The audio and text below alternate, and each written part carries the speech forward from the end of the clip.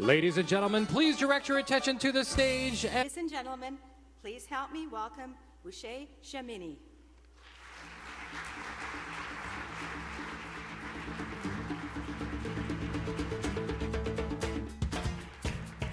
Good afternoon, ladies and gentlemen. Oh, that's a great welcome here in Halifax. I'm excited to be here. As you heard, my name is Buhle Dlamini. I know that's not very easy. Not a lot of you speak Zulu in here, but that is my name, Buhle Dlamini. I am married. Sorry, ladies, I am taken. I'm married to Stacy, and Stacy is originally from Canada. She is from Pictou County, just outside of Halifax, as you heard this morning. And that's how come this boy from South Africa ended up here in Nova Scotia, in Pictou, out of all places, right? So Pictou is this great metropolis just outside of Halifax with 4,000 people. And when my family moved in from South Africa, we practically doubled the diversity of the town. And as you heard, I am married and we have 4 children. And some of you are thinking, boy, this boy's been busy. Married with 4 kids. Well, you haven't heard the rest of the story yet. Our first child is 26 years old. And no, I didn't have her when I was 10. I can just see the look on your face over there. Her name is Bijou. She is adopted. She is originally from Congo. She was an orphan and a refugee in South Africa, and she was at a children's home when we first met her. And we knew that we had to get involved.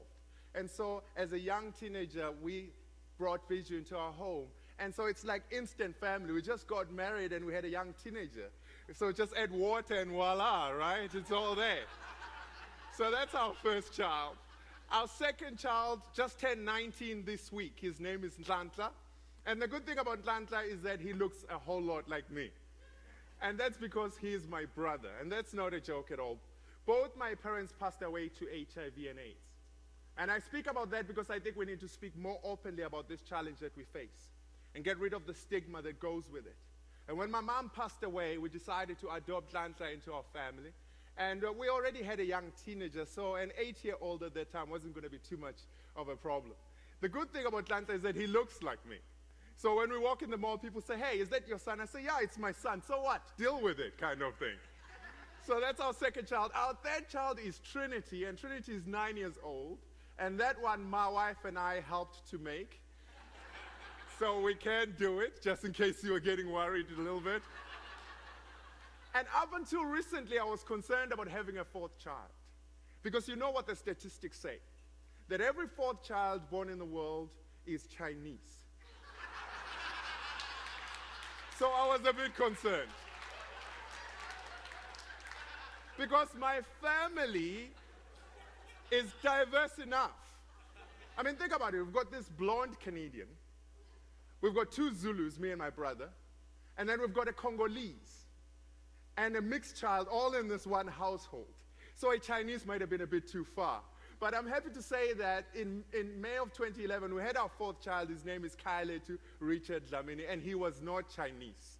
Otherwise, my wife will have a lot of explaining to do, if you know what I'm talking about. And that's my family. This is a picture that was taken earlier this year. And I start by talking about my family because, for one, this is the reason why I do this. This is the reason behind it. But also it helps you to understand me as a person. But also talk about my family because I want you to think about this. Less than 25 years ago, in my country, South Africa, my family would not have been possible. 25 years ago, it was illegal for people of different races to live in the same area, let alone coming from the same family. But because of great leaders like Nelson Mandela, who stood for what they believed in, that has changed. Because we believe in the greatness of human potential, that is why we speak. Come on, turn and look at the person next to you and say, you are great. Come on now, say it like you believe it, okay? You are great. And look around, you know, the moment we say that, the moment we hear that, The moment we hear other people say, you are great, the room changed and people started to smile. How many of us hear this every day, as we come through the door and people start clapping and saying, oh, here he comes, you are great.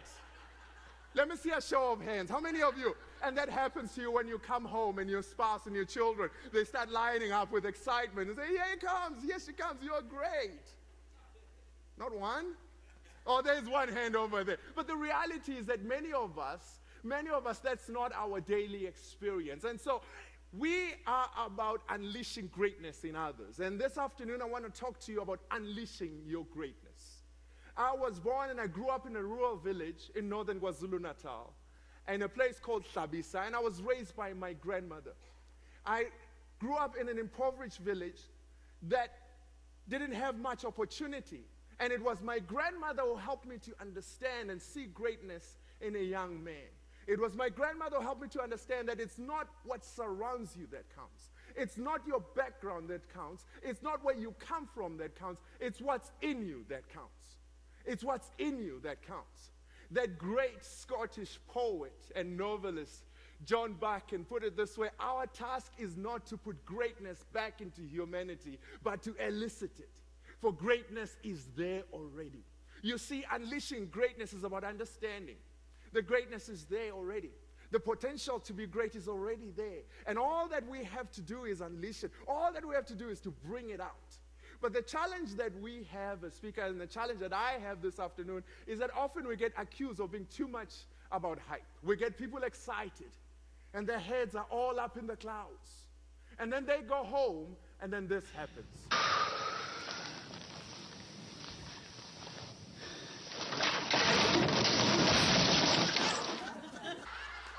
I don't want that happening to you this afternoon. So I'm going to share a couple of ideas that are not revolutionary, that are not new, but ideas about how you can unleash your greatness. And I'm going to tell a little bit of my story in that process. Because all of us, if we are about to unleash greatness in others, we've got to step in to our own greatness. The first key is that you need to be who you be. Can you say that with me? I know some of you are thinking, oh boy, here we go. It's bad English. I know African education might be bad, but is it that bad, right? Well, I really love this. Be who you be. And you know, one of the things that I enjoy today is going to the USA. And when I'm down in the USA, I enjoy hanging out with African Americans. And African Americans have a way of putting a twist on things. So instead of saying, be all you can be or be what you can be, they say, be who you be, man. You know what I'm saying? Be who you be, man. And they put a twist on it. But you see, it's about understanding that be who you be is not just a phrase. It really is about understanding that be who you be is about understanding that you have to embrace who you are. But don't just stop there, embrace who you can be. If you're going to unleash your greatness, you've got to embrace who you are, your story, your background, where you come from, those experiences, those challenges that you've gone through. That is exactly what has made you who you are. But often we stop there. We stop there and we don't want to go further to embrace who we can be. And the biggest challenge for you and for me in unleashing our greatness is going further than just being who we are and embracing who we can be. Sometimes we say, well, that's just the way I am. Take it or live it, baby. But the reality is that we've got to embrace who we can be as well. You see, the biggest challenge that we have is that often we spend too much time comparing ourselves to others. Isn't that so? Think about it. Coming to a convention like this and you see these great speakers who do things different to the way that you do things, you look up and you say, well, maybe I should tweak what I'm doing just so that I can be more like, I can be more like Derry, right? And try to put a twist on things. But the reality is that if you're going to unleash your greatness, you've got to be who you be. Who are you comparing yourself to? Hey, nice dog. Yeah, this is Piper, purebred border collie. Watch this. Piper, fetch. Good boy, Piper. You're such a smart dog. So, what can your dog do? Fergus, Bud Light. Head dog. Fresh, smooth, real Bud Light. It's all here. Powerful. You see, as long as you compare yourself to others, you fail to see the greatness inside of you. Be who you be, man. You see, for me, I understand this. I understand this because when I was in high school, I'd won an award for a science project that we had done. And an official from an education department was coming to our school to present the award. And I did not want to go on that stage because of my shoes. Some of you know what I'm talking about. My shoes were torn, and I did not want the embarrassment and the ridicule of the other students. And I remember going home and my grandmother saying, "What's wrong?" And I said, "I don't want to go on that stage because of my shoes." And my grandmother said, "It's okay, let's talk to your grandfather." And my grandfather said, "Okay." And he pulled out his special shoes. And you know the kind, right? The two-toned ones. The ones that he just wore for special occasions. The ones that he wore with his Stetson hat as a young man in Johannesburg working. And he pulled out these shoes and he says, "Oh, here you go, son, try them on." And I put on the shoes, and you know what the problem was with the shoes, right? They were a bit too big. And my grandmother said, "It's okay, we'll sort it out." And she went and got some newspapers, and she started stuffing the newspapers in the front of the shoe. And she said, "Try them on." And I tried them on, and she said, "How do they feel?" And I said, with the tears, I said, "They're okay, Gogo." Because I started to feel sorry for myself. And sometimes on this journey to greatness, we feel sorry for ourselves, isn't it? You know, in our business, yeah, I know, we're supposed to be motivational, but sometimes we feel sorry for ourselves. We're like, "Oh, nobody's booking me. I put out the website, I've done everything, and nobody's even calling. I sent all my material to those agencies and bureaus, and nobody's calling me back." And my grandmother looked at me as tears were running down my cheeks, and she said, "Stop that right now. Stop feeling sorry for yourself." And she said, "Remember that it's you who's going to be on that stage tomorrow, and not all of those people you're comparing yourself to." And if she could have put it in any other way, she would have said, "Be who you be, man." And so from that moment, I learned that you've got to embrace who you are. And you've got to choose your greatness. I love this guy, Muhammad Ali. He said, "I am the greatest. I said that even before I knew I was." That's what I'm talking about. We've got to step into our greatness. We've got to believe that we've got something special, something that the world is waiting to receive from us. And that means that even before he won one title, he was going around punching in the air and saying, "I'm the greatest, I'm the greatest, I'm the greatest." You know why you need to be who you be? Because it brings about passion in what you do. It brings about confidence. And it brings about, and it challenges you to work on your skill and to improve and to be better. That's the first key. The second key is that we need to live our values. One of the greatest moments for me was meeting Nelson Mandela. And I am a co-founder of Heartlines, a mass media initiative that produces TV films on values in South Africa. That was aired and continues to be aired on national television. Actually, we worked with Trevor Noah on the last film about race and values in South Africa before coming to Canada. And again, it's about helping the nation to live their values. And Nelson Mandela agreed to do the opening sequence for our films. And I remember I had met Nelson Mandela 2 years before, and as part of a small group, and this was different because now I was meeting him and I was going to be working with Nelson Mandela. And I remember I was excited, and there were goosebumps. And as he walked through the door, and he walked in, and he extended his hand. He was a very tall man. And he extended his hand and said, "Oh, good to see you again, young man." And I stood there thinking, Nelson Mandela? Buhle, Dlamini, there's no way he can remember. I mean, please. And then what he said next really floored me. Because then he says, "Do you remember me?" and I'm standing there, I'm like, "You are Nelson Mandela." Of course I remember you. But you see, that was Nelson Mandela for you. Nelson Mandela lived his values. He was great not because of what he did only, but because of how he lived his life. People who worked with Nelson Mandela, they knew that if he goes to an event, they have to organize for all the service people to wait and so that he can go and greet them personally. He was not just interested on the people on the stage. He was going to the back and greeting the people who were cooking the food, the people that were cleaning the tables, and the people that were sweeping the floors. That was Nelson Mandela. He lived out the values of service. You see, as speakers, if we're going to unleash our greatness, It's going to be about our values. It's not going to be about what we do on stage, but how we make people feel. You see, people will forget what you said, but they'll never forget how you made them feel. FNB, First National Bank, was our sponsor for the first films, and they produced an advert that challenged South Africans about honesty and living your values.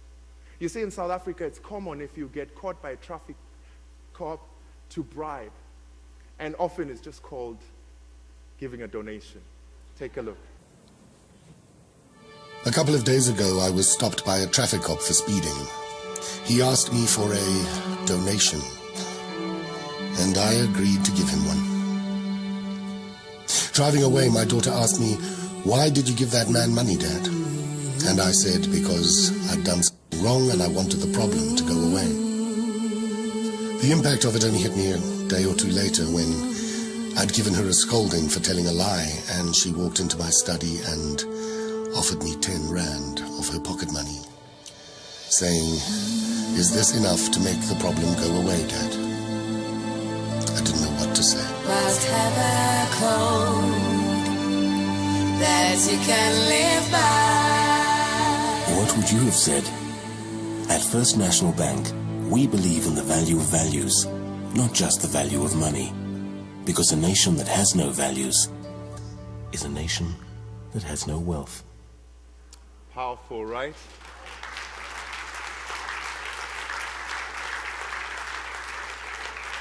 You see, values are not just words, are not just what we say, it's what we live by.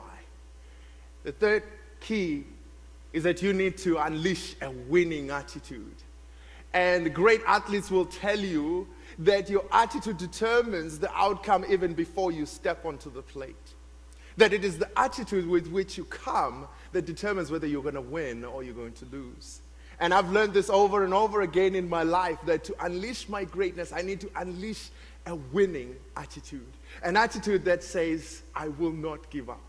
You see, it's not about whether the glass is half empty or the glass is half full. And we know some people are the glass is half full, and those are the people who find a solution in every problem.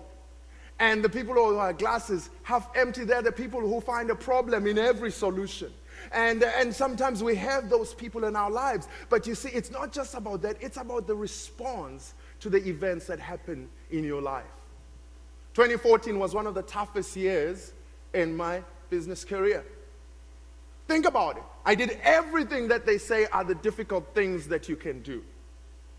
In December of 2013, just in time for the greatest winter that Nova Scotia had ever seen in a long time, I rocked up to these shores.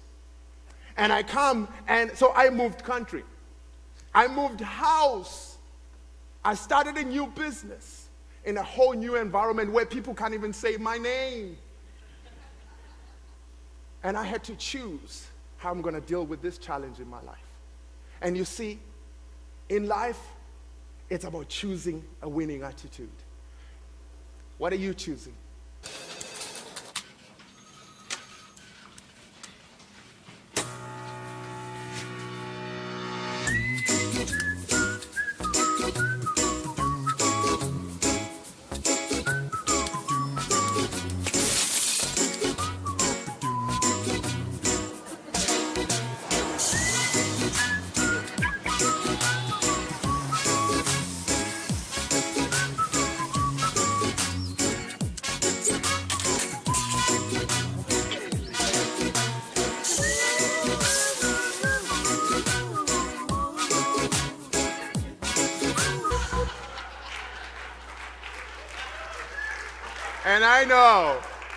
And I know that as speakers, sometimes life is like that. You know, sometimes you need huggies because stuff happens, right? And you just got to choose. You see, attitude is powerful because I think of attitude as a thermostat.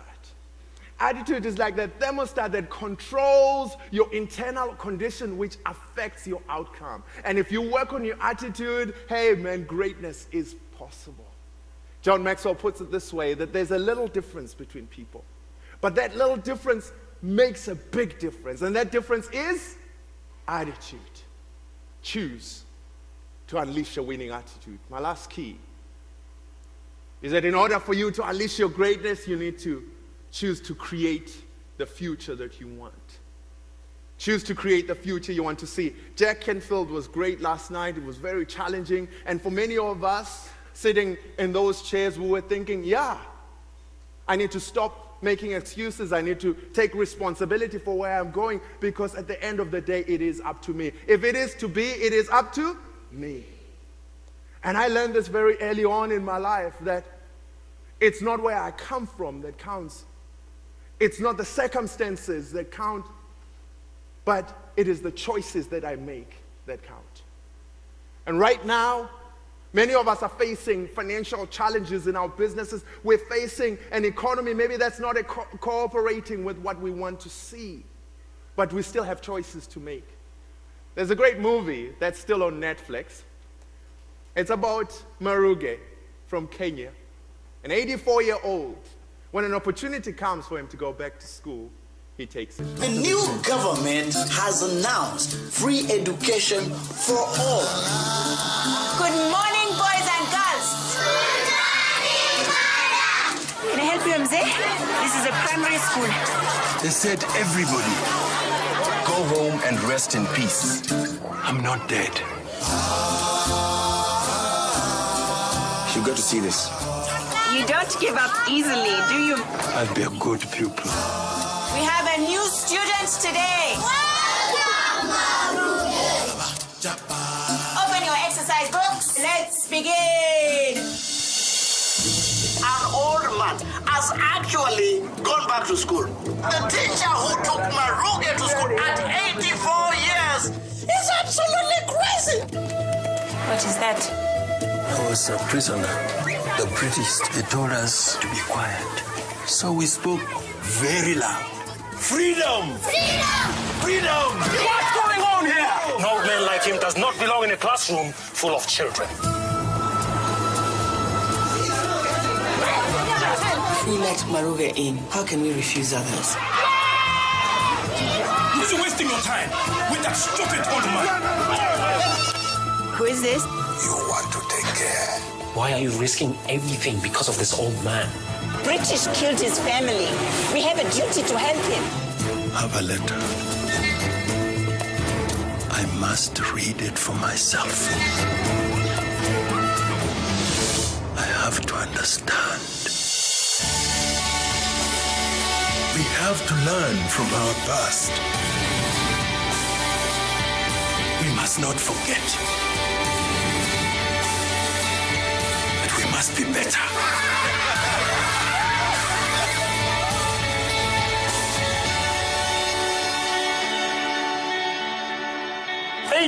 84 years, going back to school. How old are you? 55. 55.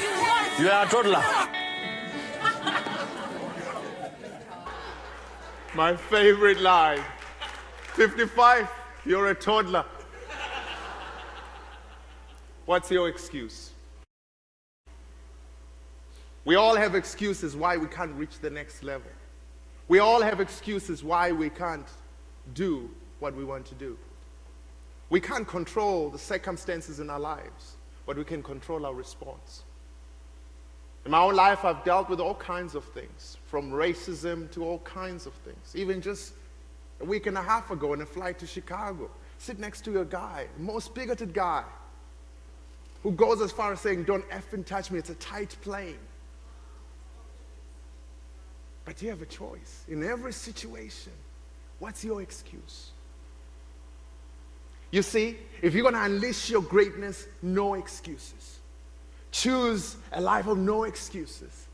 Choose to say, from this point on, I will not allow any excuse to stand in my way to me unleashing my greatness. The school that I went to didn't have books. I'm talking about textbooks. And I remember that sometimes 10 students, we had to crowd around one book in order for us to be able to pass the exam. And I remember the first library in my school was just a cupboard of books donated to my school, and it was in the teacher's staff room. And out of a school of over 1,500 students, only 5 of us took the opportunity to go into that library. And it made all the difference. Because here I was still studying by candlelight. I was still fetching water from the river, but I was dreaming about growing business. I was dreaming about traveling the world. Here I was, I still had to walk the long distances to school. Nothing had changed about my circumstances, but I had changed because I seized an opportunity of a lifetime in the lifetime of that opportunity. And right now, for all of us, there are opportunities everywhere. All that we have to do is open our eyes to grab hold of them, to unleash our greatness, and to say no excuses. It was Alan Kay who put it this way, that the best way to predict the future is to invent it. And my hope is that because you believe, that you will invent the future.